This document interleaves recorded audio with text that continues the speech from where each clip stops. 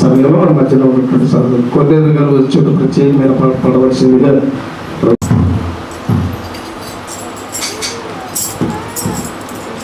పాడుకుంటూ దేవుని నామమును మహిమపరుస్తున్నాం. హల్లెలూయా. కొరకు నా పాపం కొరకు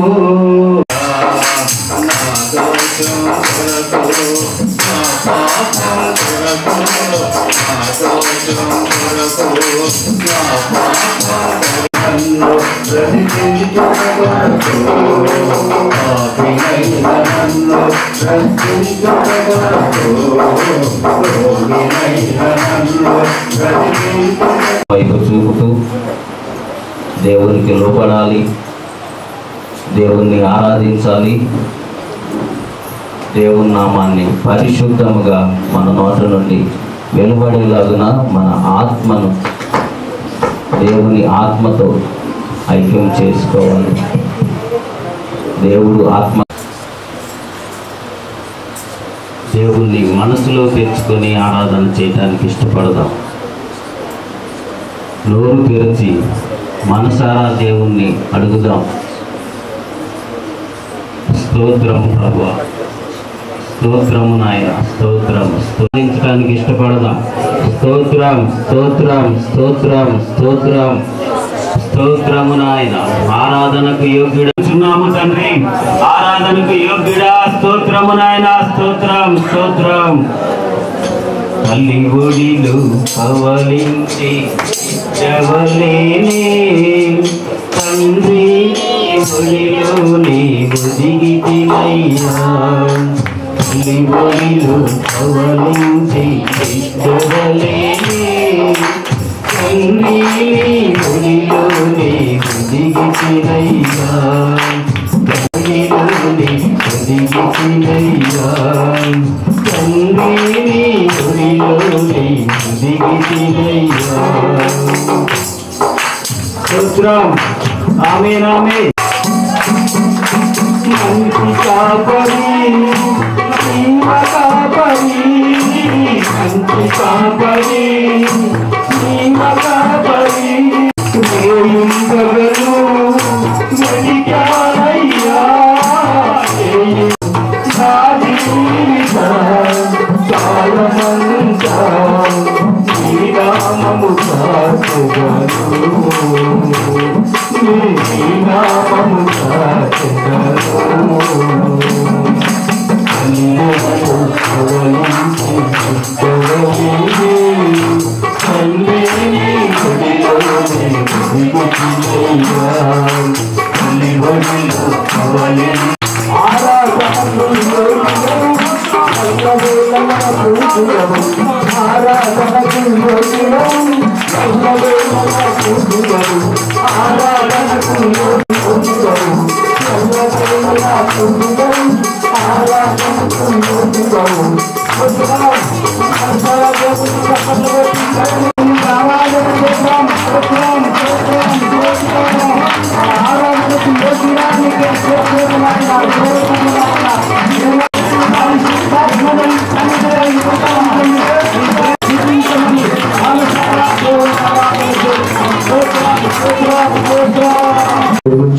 స్తోత్రాలు.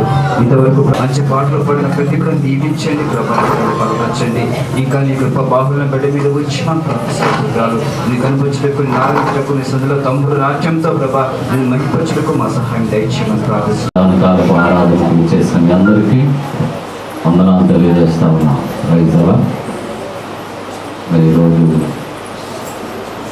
చక్కగా సిద్ధపరిచిన ఈ యొక్క కెమెరా ఇష్యూ చేయడం ముఖ్య ఉద్దేశించి తగిన ఫలితం వారికి దయచేయుగాక.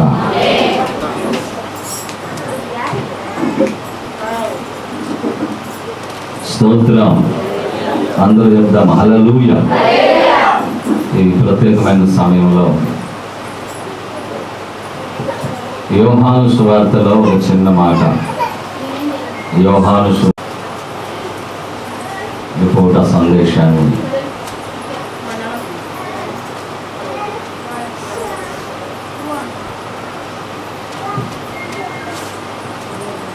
ఆరవ అధ్యాయము యోహాను సువార్త 6వ అధ్యాయము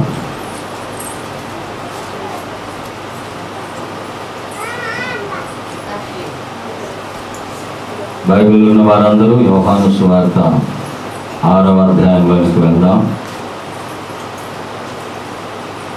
మీకు తెలిసినటువంటి ఈ మాటను మరొకసారి నేను జ్ఞాపకం చేయడానికి ఇష్టపడుతున్నాను.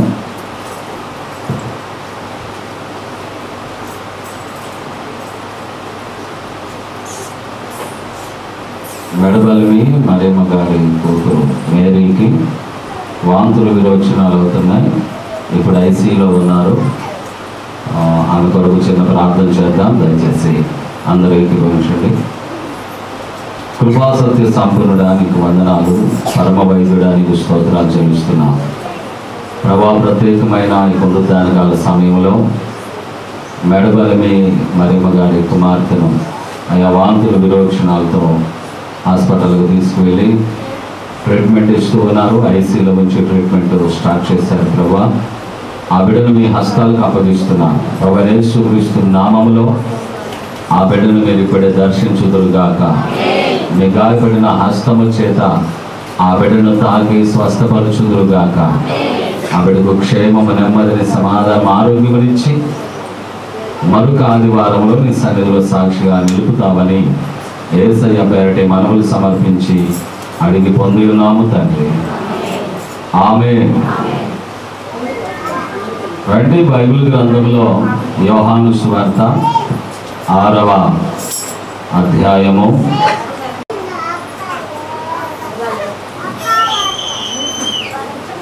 46వ వచనము నుండి 51వ వచన భాగాలను ఒకసారి మనం చదువుకుందాం. దేవుని యొద్ద నుండి వచ్చిన వాడు తప్ప మరి ఎవడునూ తండ్రిని చూచి ఉండలేదు. ఈయనే తండ్రిని చూచి ఉన్నాడు. విశ్వసించు వాడే నిత్య జీవము గలవాడు. జీవాహారమును నేనే. మీ పితరులు అరణ్యములో మన్నాను తినినను చనిపోయారు. జీవాహారమును తినువాడు చావకుండునట్లు పరలోకము నుండి దిగి వచ్చిన ఆహారం ఇదే. పరలోకము నుండి దిగి వచ్చిన జీవాహారమును నేనే.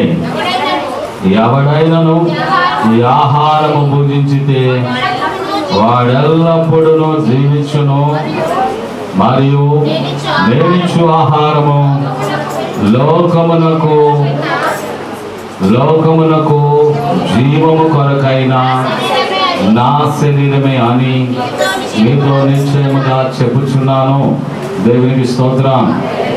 హల్లెలూయా. చిన్న ప్రార్థన చేసుకుందాం. మహోన్నత ప్రభువా, చదవబడిన ఈ వాక్య భాగంలో నుండి ఈ మొదటి వారము నీ నామాన్ని ఘనపరచడానికి వచ్చిన మేమందరము నీ నుండి నేర్చుకోవడానికి ఆశతో దుప్పు నీటి వాగుల కొరకు ఆశపడినట్లుగా నీ కొరకు మేము ఆశిస్తూ ఉన్నాం, ఆశపడుతూ ఉన్నాం.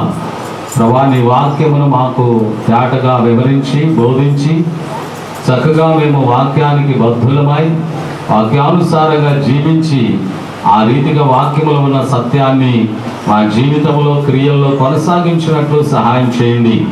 తద్వారా నీ నిత్యత్వానికి మమ్మలను ఆహ్వానించి నిత్యత్వములో మాకు చోటును, మాకు ఆ భాగ్యమును దయచేయమని అందుకు వినగలిగిన చెవి, గ్రహించే మనసు కూడా మా అందరికి ప్రసాదించమని యేసుక్రీస్తు నామములో ఈ మనవులు సమర్పించి అడిగి పొంది ఉన్నాము తండ్రి. ఆమేన్. దేవునికి మహిమ కలుగును గాక. ప్రభునందు అత్యంత ప్రియమైన దేవుని బిడ్డలారా, ఒక ప్రత్యేకమైన జీవాన్ని పొందుకోవడానికి వచ్చాం. లోకంలో రకరకాల ఆహారాలు మనము భుజిస్తూ ఉన్నాం. లోకంలో బ్రతకడానికి, లోకంలో బ్రతకాలంటే లోకంలో ఆహార ఉత్పత్తులు ఉన్నాయి. ఆ ఆహార ఉత్పత్తులను సామర్థ్యాన్ని బట్టి సంపాదించుకొని కలిగిన వారు కలిగినట్లుగా ఆహారాన్ని భుజిస్తున్నారు. ఆ ఆహారం భుజించడం వలన మనుషులు జీవిస్తూ ఉన్నారు. ఎవరైనా పలకరిస్తే వారి నోట నుండి వచ్చే మాట ఏంటంటే, కోటి విద్యలు కూటి కొరకే అనే మాటలు వస్తాయి. ఆ మాటలు కూడా చాలా వరకు నిజమే. ఎన్ని విద్యలు చేసినా, ఎన్ని ప్రయత్నాలు చేసినా, ఎంత అధికారాలు సంపాదించుకున్నా బ్రతకాలి. తినడం వల్ల మానవుడు బ్రతుకుతున్నాడు. అందుచేతనే మానవుడు ఏదేను తోటలో తినడానికి దానిని మూల కేంద్రము ఏదేను తోటే. దేవుడు చెప్పాడు మొట్టమొదటిగా, ఈ ఆహారము నువ్వు తినొచ్చు, ఈ ఆహారము నువ్వు తినకూడదు అని. తినగలిగిన ఆహారాలు మనకున్నాయి, తినకూడని ఆహారాలు మనకు ఉన్నాయి. దేవుడు అంటున్నాడు, మీకు నేను ఆహారం ఇచ్చాను, నిరభ్యంతరంగా తినగలిగిన ఆహారాన్ని మీకు ఇచ్చాను. కానీ ఇప్పుడు మీరు వాటిని నా మాటకు విధేయత చూపకపోవడం వలన మీరు తినవలసినటువంటి ఆహారానికి అభ్యంతరాలు ఏర్పడుతున్నాయి. చూడండి, చాలామంది ఆహారాలు తినడానికి ఆసక్తి చూపిస్తారు, చాలా ఆప్యాయత చూపిస్తారు, చాలా ఇంట్రెస్ట్ చూపిస్తారు. హోటల్స్ మన కొరకు సిద్ధంగా ఉన్నాయి. హోటల్స్ రెడీగా ఉన్నాయి. రెడీమేడ్ భోజనం రెడీగా ఉంది. ఆర్డర్ వేస్తే ఇంటికి వచ్చే భోజనాలు ఉన్నాయి. సరదాగా ఏదన్నా నలుగురు కలిసి అలాగా విహారం చేద్దాము, యాత్ర చేద్దాము, ఎంజాయ్ చేద్దాం అనుకుంటే వారికి సంబంధించినటువంటి అద్భుతమైనటువంటి హోటల్స్, మండీలు, రెస్టారెంట్లు, రకరకాలుగా ప్యాలెస్లు కనబడుతూ ఉన్నాయి.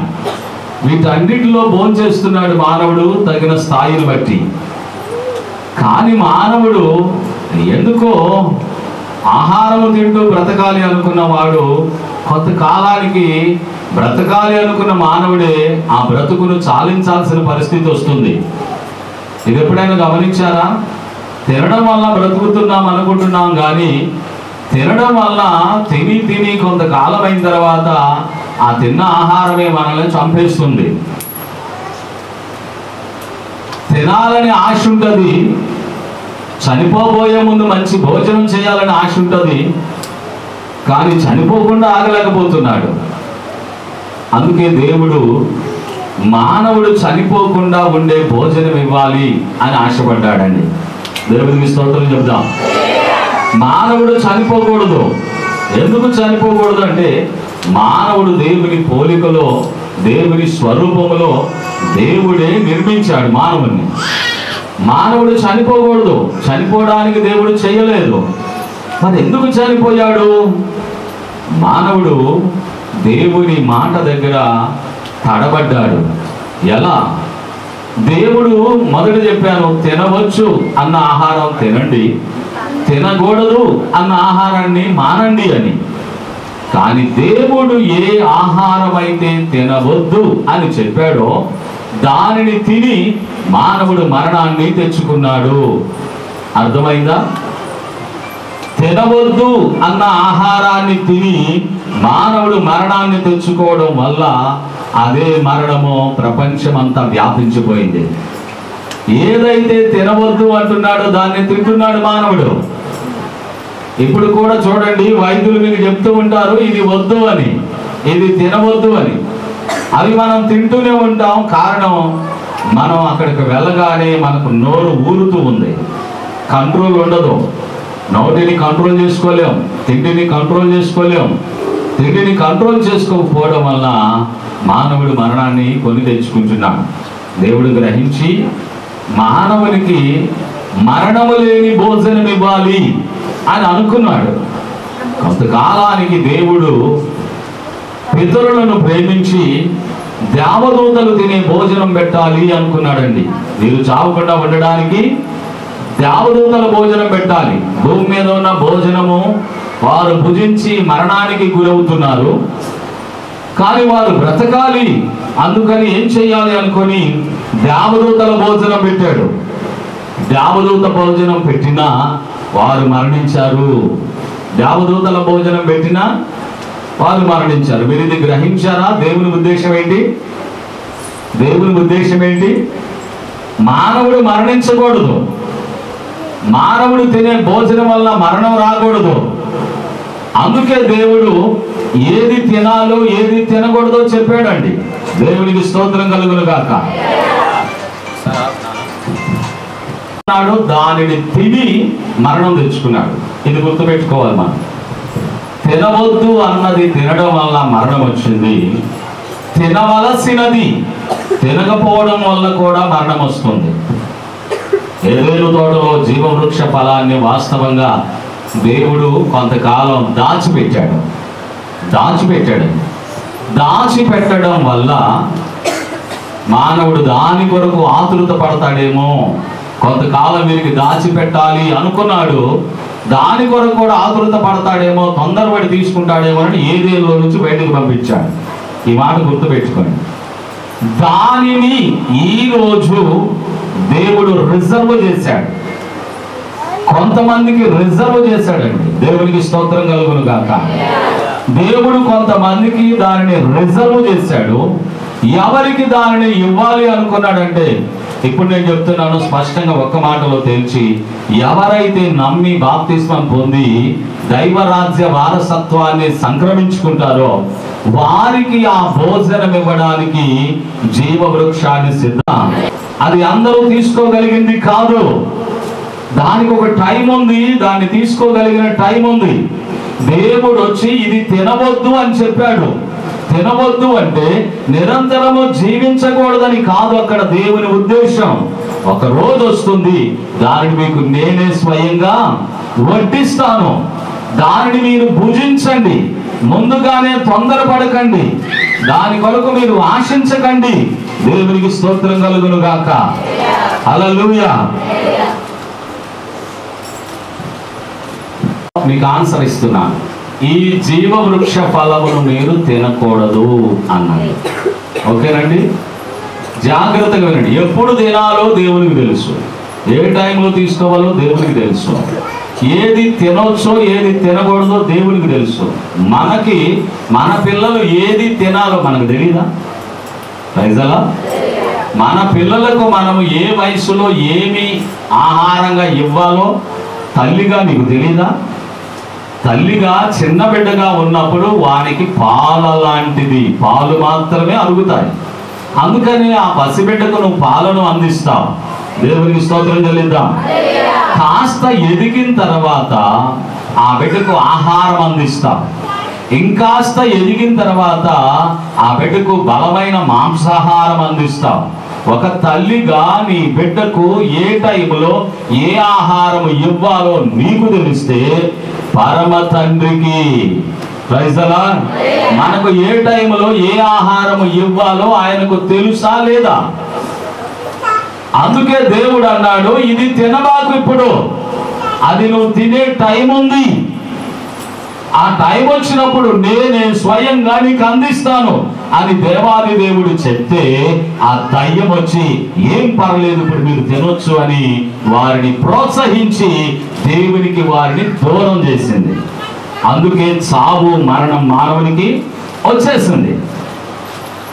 దేవుడు వద్దు అన్నాడంటే పక్క వాళ్ళు పర్వాలేదులే, ఏం పర్వాలేదులే అన్నారంటే వాళ్ళలో దయ్యం ఉన్నట్లా లేకపోతే దేవుడు మాట్లాడుతున్నట్లా? మీ తల్లి గారు నీకు అది వద్దురా బాబు అని చెప్పింది, పక్కనున్న స్నేహితులు వచ్చి పర్వాలేదులేరా, పెద్దోళ్ళు అంతే చెప్తారు, తల్లిదండ్రులు అంతకంటే ఇంకేం చెప్తారు, మనం ఏదైనా చెయ్యొచ్చు, వాళ్ళు ఏం చేద్దామన్న ఆటంకపడతా ఉంటారు, తల్లిదండ్రులకు భయం ఎక్కువ, మనం చేసేద్దామంటే ప్రమాదంలో పడేది ఎవరు? కదా, మన పిల్లలే ప్రమాదంలో పడతారు. మనం అంటాం నేను వద్దన్నాను కదా, నువ్వు ఎందుకు చేశావు? వాడికి తెలుసు నువ్వు వద్దన్న మాట విన్నాను, కానీ నన్ను ప్రేరేపించాడు నా ఫ్రెండ్ వచ్చి, అందుకే చేశాను, అందుకే నాకు ఈ కష్టం అని వాడికి అర్థమైంది. కానీ ఒప్పుకోడు. అదొక ధీమా, అదొక ఈగో. గమనించండి దేవుని బిడ్డలారా, దేవునికి తెలుసు మనం ఏ టైంలో ఏ ఆహారం భుజించాలో. మొదటిగా దేవుడు లోక సంబంధమైన ఆహారం ఇచ్చాడు, అది మొదటి వరుస. రెండవది దేవదూతలు తినే ఆహారం ఇచ్చాడు, అది రెండవ వరుస. మూడవది దేవుడే ఆహారంగా మారి జీవాహారమును నీకు ఇచ్చాడు, ఇది మూడవ వరుస. చప్పట్లు కూడా దేవుని స్తుతి. మొదటగా ఆహారం భుజించే నీవు ప్రకృతి సంబంధంగా బ్రతుకుతున్నావు, కొంతకాలమే జీవిస్తావు, 70 లేక 80 ఏళ్ళు బ్రతికి చనిపోతావు. ఆ తర్వాత దేవదూతల భోజనం భుజించేవారు ఇంకాస్త ఆయుష్కాలం పోసుకొని బ్రతకొచ్చేమో గాని అయినప్పటికీ చనిపోతారు. కానీ దేవుడే తన శరీర రక్తాలను ఆహారంగా మార్చి ఇచ్చినప్పుడు ఆ ఆహారం ఎవరు భుజిస్తారో వారు ఎన్నటికీ చనిపోరని, ఎప్పటికీ చనిపోరని, వారు యుగయుగాలు జీవిస్తారని దేవుడు తన శరీరాన్ని మనకు ఆహారముగా మార్చి దీనికి ఒక పేరు పెట్టి మనకు అందించాడు. ఈ ఆహారం పేరే జీవాహారము. Praise the lord. ఈ ఆహారం తినేవాడు ఎప్పటికీ చనిపోడు, అది వాస్తవం. అదేంటి భాష గారు, చాలా మంది ప్రభురాత్రి భోజనంలో పాల్గొన్న వారు కూడా చాలా మంది చనిపోతున్నారు, వారికి బరియలు మీరే చేస్తా ఉన్నారు, వారిని సమాధి కార్యక్రమానికి మీరే వెళ్తా ఉన్నారు. చాలా మంది బోధించిన బోధకులు కూడా చనిపోతున్నారు. చాలా మంది గొప్ప గొప్ప బోధకులే, మంచి పరిశుద్ధులు అనుకున్న వారే చనిపోతున్నారు, వారి సమాధులు ఉన్నాయి అని మీరు అనొచ్చు. నేను అంటున్నాను, మీరు అనుకున్నట్లుగా అది చనిపోవడము కానే కాదు. మరి ఏంటి పాస్టర్ గారు అంటే, వారు నువ్వు నేను పిలిస్తే మెలకువ వచ్చే ఆ మరణంలోనికి వారు వెళ్ళలేదు, కానీ దేవుడు పిలిస్తే మెలకువతో వారు తిరిగి లేచి మరణములో ఉన్నారు. చప్పట్లు కొడతారా? Praise the Lord. దేవుడు పిలుస్తాడు, ఒక రోజున వారు తిరిగి మేల్కొంటారు. దానికి దేవుడు ఏమని పేరు పెట్టాడంటే, అది ఒక నిద్ర అని పేరు పెట్టాడు. భక్తులు ఏం చేస్తున్నారట, మరణించిన వారు మనం అనుకుంటున్నట్లుగా మరణించారు అనుకున్న వారు మరణించలేదు, కానీ వారు నిద్రిస్తున్నారు. నిద్రించిన వారిని లేపొచ్చు. ఎవరు లేపితే లెగుస్తారంటే, దేవుడు తన బోరను ఒక రోజు ఊదబోతున్నాడు. ఆ బోర శబ్దానికి నిద్రించిన పరిశుద్ధులు మేల్కోబోతున్నారు. చప్పట్లు కూడా దేవుడి స్తుతి. ఇప్పుడు చెప్పండి, అది మరణం అంటారా, నిద్ర అంటారా? మరి దేవుణ్ణి ఎరగకుండా మరణించిన వారు లేవరండి. ఆ దేవుని శబ్దానికి వారు లెగవరు. ఎప్పటిదాకా లెగవరో తెలుసా? 1000 సంవత్సరాలు వీరు భూమి మీద బ్రతికిన తర్వాత అప్పుడు దేవుడు అనుకుంటాడు, చనిపోయిన వాళ్ళను మళ్ళా బ్రతికిద్దాం అనుకుంటారు. వారికి తీర్పు తీర్చడానికి, వారికి శిక్ష విధించడానికి, వారి క్రియలను బట్టి ఫలితం ఇవ్వడానికి 1000 ఏళ్ళు నువ్వు బ్రతికిన తర్వాత, నువ్వు బ్రతికి సమాధిలో నుండి బయటకు వచ్చి నీవు దేవుని సన్నిధిలో మేల్కొని 1000 సంవత్సరాలు భూమి మీద జీవించిన తర్వాత దేవుడు అప్పుడు ఆలోచిస్తాడు, వారిని కూడా బ్రతికించి వారికి తీర్పు తీర్చాలి, వారి క్రియలను బట్టి వారికి శిక్ష విధించాలి అని వారిని మేల్కొల్పి వారి తప్పేంటో వారికి చూపించి, ఇది నువ్వు చేసిన పొరపాటు అని వారికి గుర్తు చేసి వారిని అపవాదికి సిద్ధపరిచిన చోటులో, పాతాళములో వారిని పడవేస్తాడు. ఇప్పుడు ఎవరికైనా తప్పు చేసిన తర్వాత తప్పేంటో తెలియాలి. తప్పు తెలిస్తేనే దాని శిక్ష, ఓహో నేను ఈ తప్పు చేశాను కాబట్టి శిక్ష నాకు తప్పదు అని గ్రహిస్తారు. సిలువలో దొంగ ఒకడున్నాడు. వాడు అంటాడు, ఒరేయ్, మనం పొరపాటు చేశాం కాబట్టి మనకు ఈ శిక్ష తగినదే అని అంటాడు.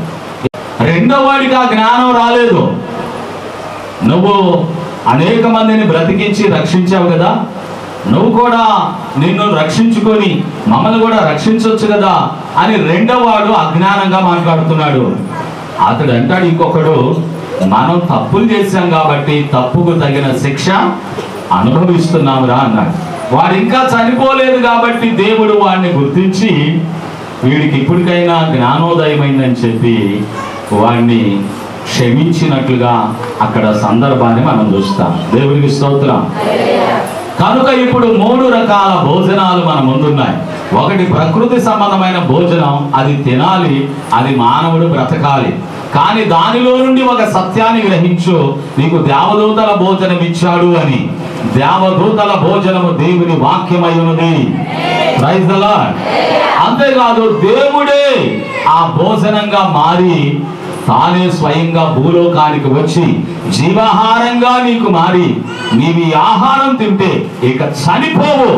అయ్యా మరి చనిపోతున్నావుగా, అది నిద్రిస్తున్నావు, అది గుర్తుపెట్టుకో. చనిపోవు, నిద్రపోతున్నావు, తప్పకుండా నువ్వు తిరిగి లెగుస్తావు అన్నాడు. ఇప్పుడు నేను ఒక మాట చెప్తున్నా, ఏ భోజనం ఎప్పుడు పెట్టాలో దేవునికి బాగా తెలుసు.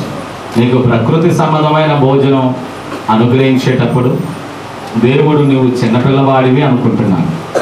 దేవదూతల భోజనం పెట్టేటప్పుడు ఇప్పుడే తప్పటడుగులు వేస్తున్నావు, అందుకే పెద్దవాడివి అయ్యావు అని అనుకుంటున్నాడు. ఎప్పుడు పెడతాడు ఆయన? జీవాహారం ఎప్పుడు ఇస్తాడు? నీకు ఎదిగి పెద్దవాడైన తర్వాత జీవాహారం నీకు ఇస్తాడు. ఎదిగి పెద్దవాడైతే ఏం జరుగుతుందంటే మంచేదో చెడేదో నీకు అర్థమవుతుంది. మంచి చెడులు ఎరిగిన వాడవై ఉంటే అప్పుడు తప్పేదో ఒప్పేదో గ్రహించి పశ్చాత్తాపడి మారు మనసు పొంది బాప్తిస్మం పొందుతావు గనుక అప్పుడు ఆయన నీకు అందిస్తాడు జీవాహారమును. చప్పట్లు కూడా దేవుని స్తుతిద్దాం. ఇక్కడ చాలా మంది మంచి చెడులు ఎరిగి తప్పు ఒప్పులు గ్రహించి మంచి మార్గంలో నడవాలి, ప్రభు కొరకు బ్రతకాలని తీర్మానం తీసుకొని నమ్మి బాప్తిస్మం పొంది దేవుని బిడ్డలుగా ఉంటున్న వారు కొందరు ఉన్నారు. ఇంకా కొందరు అట్టి గ్రహింపు లేకనే ఇంకా వెనుకబడి ఉన్నారు. అయితే ఈరోజు జీవాహారము వారి కొరకు సిద్ధంగా ఉంది. అది ఎవరి కొరకు? మంచి చెడులు ఎరిగి తప్పు ఒప్పులు గుర్తించి పాపక్షమాపణ నిమిత్తము మారు మనసు పొంది పశ్చాత్తాపడి బాప్తిస్మం పొందిన వారు జీవాహారాన్ని పొందడానికి యోగ్యత అర్హత సాధించిన వారిగా దేవుడు గుర్తిస్తా ఉన్నాడు. మరి ఆ ఆహారం వీరు భుజిస్తే వీరు యేసయ్య రాజ్యములో యుగయుగాలు జీవిస్తారు. Praise the Lord. మరి వీరు పొందే ఈ అనుభవం పొందనటువంటి వారు పొందుకోవడానికి ఇదే మిక్కిలి అనుకూలమైన సమయం, ఇదే రక్షణ దినం. కాబట్టి మీరు కూడా ఈ ఆహారం పొందుకోవచ్చు. దానికి అర్హత ఏమిటంటే మీరు కూడా ఎదిగిన వారై మంచేదో చెడేదో గ్రహించిన వారై పశ్చాత్తాపడితే. దేని గురించి పశ్చాత్తాపం? అయ్యో మేము చేసింది తప్పేమో, మేము మాట్లాడుతున్నది తప్పు కదా, మా ప్రవర్తన కరెక్ట్ కాదు కదా, మేము దేవుని దగ్గరకు వెళ్తున్నాం, ఆయనను విశ్వసిస్తున్నాం, కానీ ఆయన బిడ్డలుగా ఉండటానికి అంగీకరించలేకపోతున్నాం, ఇది కూడా మేము చేస్తున్న పొరపాటే కదా అని చెప్పేసి మీ పొరపాటును గుర్తించి పశ్చాత్తాపడి మీరు కూడా మారు మనసు పొంది దేవుని నామాన్ని అంగీకరించి బాప్తిస్మం పొందగలిగితే మీరు కూడా అదే నెక్స్ట్ డే ఈ భోజనంలోనికి వారసులవుతారు. Praise the Lord. నమ్మి బాప్తిస్మం పొందిన వారు ప్రభురాత్రి భోజనం దగ్గరకు వచ్చే అర్హత సాధించారు. దానివల్ల ఏం కలుగుతుందంటే వారు జీవాహారాన్ని పొంది యుగయుగాలు జీవించే వారిగా గుర్తింపులోకి వస్తారు. యుగయుగాలు జీవించే నిన్ను తన గ్రంథములో లిఖిస్తాడు. చప్పట్లు కూడా దేవుని స్తుతి. తన గ్రంథములో లిఖించబడిన నీవు దేవునితో యుగయుగాలు జీవిస్తావు. దేవుడట్టి భాగ్యము నీకు ప్రసాదించును గాక. దయచేసి తలవంచండి. మీ కొరకు చిన్న ప్రార్థన. ప్రభు యొక్క శరీరం కొరకు, ప్రభు రక్తం కలిగిన ప్రభానికి వందనాలు. ఇంతవరకు నాతో మాతో మీరు మాట్లాడారు. ఈ లోకంలో మాకు ఈ భోజనము ఏ టైంలో మీరు ఇవ్వాలో అది మీకు తెలుసు నాయన. ఒక తల్లికి తన బిడ్డకు ఏ సమయంలో ఏ ఆహారం పెట్టాలో ఎలా తెలుస్తుందో, అలాగే మా పరమ తండ్రివి ఏ సమయంలో మాకు ఏ భోజనం ఇవ్వాలో మీకు తెలుసయ్యా. అందుకే ఈరోజు కొందరు జీవాహారం భుజించడానికి వారికి వయసు వచ్చిందని మంచి చెడ్డలు ఎరిగి నమ్మి బాప్తిస్మం మనోనేత్రాలు తెలుచుదువుగాక. ఆ జీవాహారము పొందగలిగిన అయా మంచి చెడ్డలు ఎరిగే మంచి మనసును వారికి దయచేసి వారు చేసిన పొరపాట్లను బట్టి పశ్చాత్తాపడే గుణము, ఆ బుద్ధి జ్ఞానము వారికి అనుగ్రహించుదువుగాక.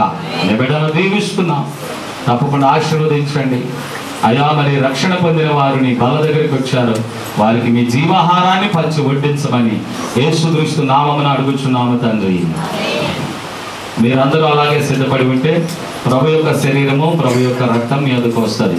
మొదటిగా ప్రభు శరీరం వస్తుంది, మీరు ప్రభు యొక్క శరీరం కొరకు సిద్ధంగా ఉండాలని మనం చేస్తున్నాము. నీవే మా కొరకు సిద్ధపాటు చేసిన జీవాహారం. ఈ ఆహారం తిరువాడు యుగ యుగాలు జీవించాలనేది మీ ఉద్దేశం. ఈ ఆహారం నీ శరీరం అని మేము గుర్తిస్తూ నీ శరీరమును పవిత్రమైనదిగా మీరు ఈ లోకంలో ఉంచారు. ఆ పవిత్రమైన శరీరమును పొందిన మేము పవిత్రముగా మార్చబడి పరిశుద్ధ లోకములో పవిత్రుల మధ్యలో బ్రతికి ఆ ధన్యతను పొందుకుంటాం కనుక మీరు ఇచ్చిన ఆహారమును బట్టి కృతజ్ఞతలు తెలుపుతూ యేసయ్య పేరిట విరిచి వడ్డిస్తున్నాము తండ్రి. ఆమేన్.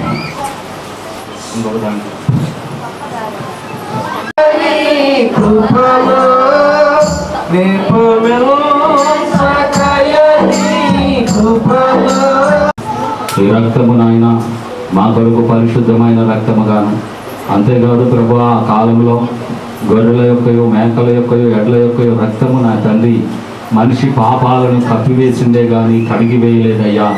అందుకే మనిషి పాపాలు కప్పబడడం కాదు కానీ అది కడిగి పరిశుద్ధపరచబడాలని లోక పాపములు మోసుకొని పో దేవుని గొర్రెపిల్లగా నీవే భూలోకానికి దిగివచ్చి నీవే మా కొరకు కలువరి శిలువ త్యాగములు చేసి ఆఖరి రక్తం బొట్టు వరకు చిందించావయ్యా.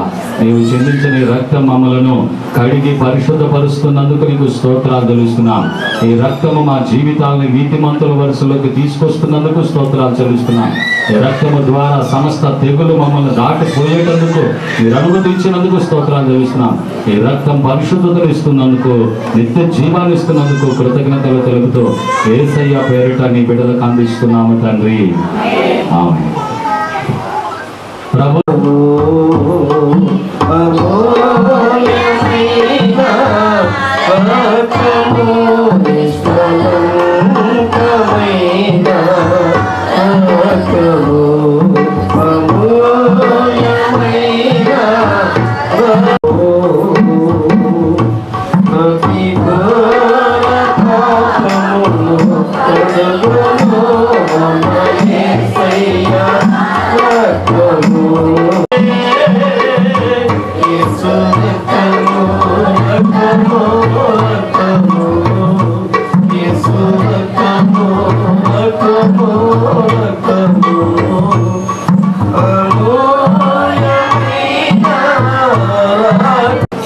వదకు తేబడిన గొర్రె పిల్లవలే రక్తాన్ని చిందించిన దేవుడు నేటికి ఆ రక్తము క్రిందకు వచ్చే మనందరినీ కడిగి పరిశుద్ధపరచడానికి, పవిత్రపరచడానికి సిద్ధంగా ఉన్నాడు. ఆ రక్తము నేటికి నీ పాపములను కడిగి పరిశుద్ధపరుస్తుంది, నిన్ను నీతిమంతులుగా మారుస్తుంది, నిత్య జీవానికి నిన్ను వారసులుగా చేస్తుంది. అంత గొప్ప భాగ్యం ఇచ్చిన ఆ దేవాది దేవుని రక్తము కొరకు మనమందరము కృతజ్ఞతాస్తుతులు చెల్లిద్దాం. స్తోత్రం స్తోత్రం స్తోత్రం స్తోత్రం స్తోత్రం స్తోత్రం స్తోత్రం. ప్రభు రక్త పాత్రలో ఉన్నది అందరము ఒకే పర్యాయము సేవించుదాం.